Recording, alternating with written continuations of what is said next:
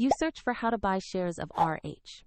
RH is a U.S. luxury home furnishings and design company listed on NASDAQ under the ticker RH. This is an educational overview, not financial advice. To buy RH, you need a broker account. I'll use eToro as an example to show the steps. After registering, you must verify your account, typically with an ID document, and then add funds to trade. Use the platform's search box and type the ticker RH to find the correct listing. Check the search results to locate the official RH stock entry on NASDAQ. Open the RH asset page to see basic company information and a price chart. Confirm the company name, NASDAQ listing, and ticker to ensure it's the correct stock.